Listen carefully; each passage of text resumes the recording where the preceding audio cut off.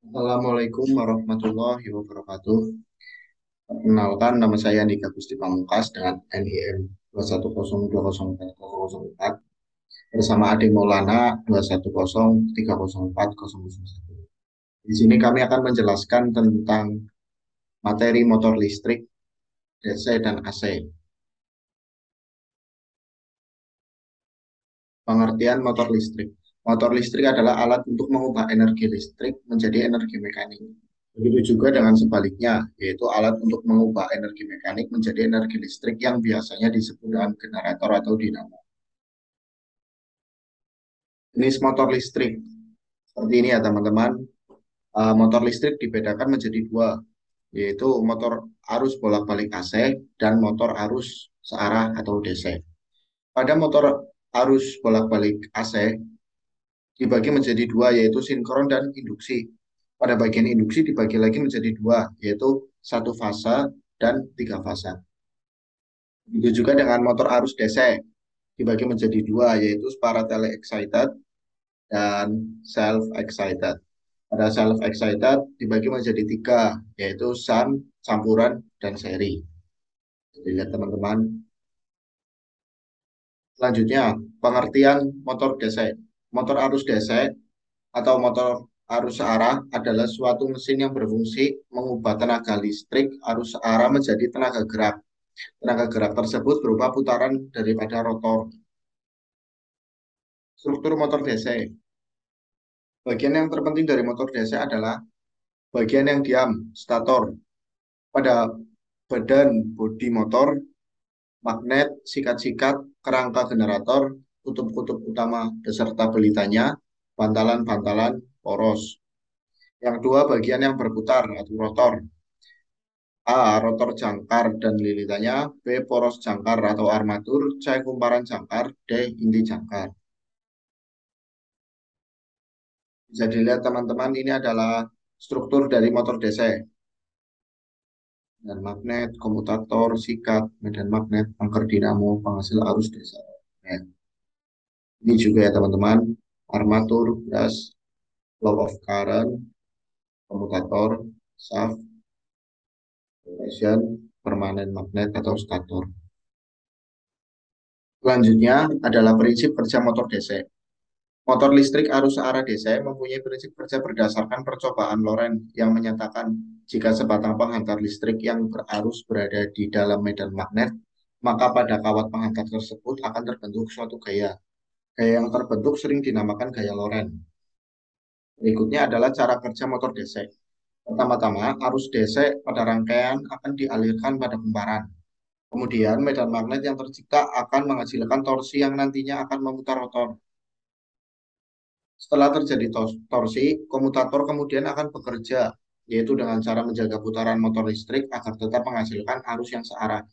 Jadi pada alat ini, armatur yang dihasilkan oleh medan magnet akan diputar searah sehingga menghasilkan gaya mekanik.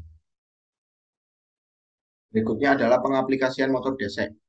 Pertama, dalam kehidupan sehari-hari digunakan pada motor stator mobil, tape recorder. Yang ketiga, pada mainan anak-anak.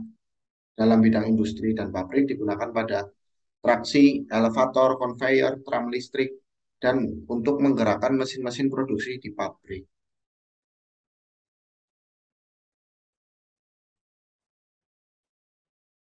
Saya ada Maulana di sini akan melanjutkan presentasi dari saudara Andika Gusti. Pengertian motor AC. Motor AC adalah sebuah motor listrik yang digerakkan oleh alternating current atau arus bolak-balik atau bisa disingkat dengan AC.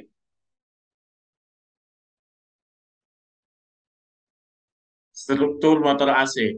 Motor AC terdiri dari dua komponen utama, yaitu stator dan rotor. Stator adalah bagian yang diam dan letaknya berada di luar.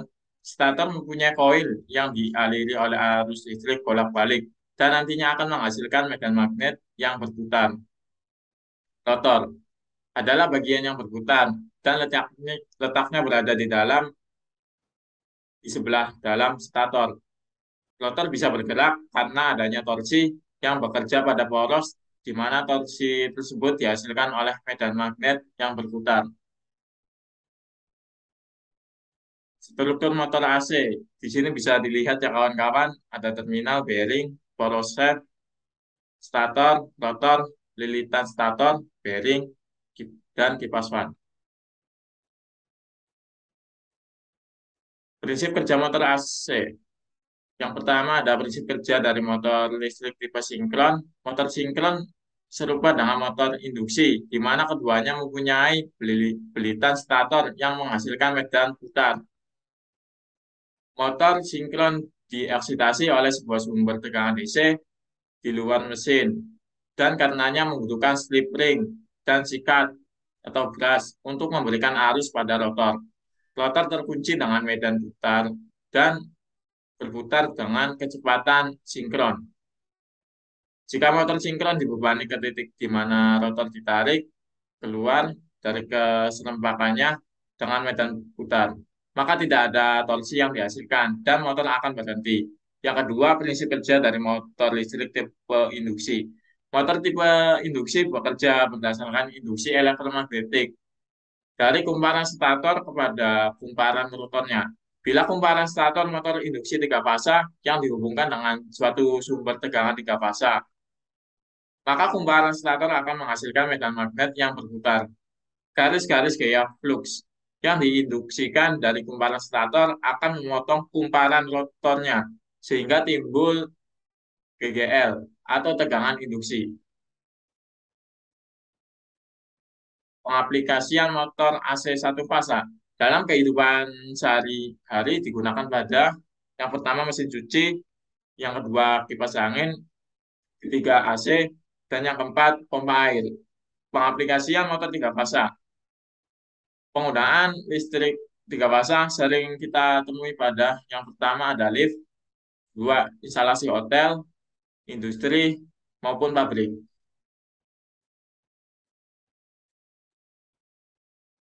Instalasi panel motor AC tiga fasa bisa dilihat di sini ya kawan-kawan.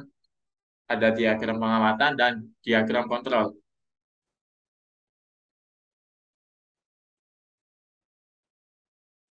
Kerusakan pada motor listrik. Yang pertama, kerusakan dari luar motor. Kualitas sumber tenaga, kondisi lingkungan, panas, lembab, atau tidak ada ventilasi, dan kondisi beban. Dua, kerusakan dari dalam motor. Yang pertama, karena penuaan, masa pakai seperti dari bearing, rotor, atau dari stator itu sendiri. Proteksi pada motor listrik. Yang pertama, pemasangan komponen circuit breaker. Yang kedua, penempatan motor pada tempat yang sejuk. Tiga, melakukan overhaul minimal 1 tahun sekali. Dan yang terakhir, melakukan maintenance secara berkala.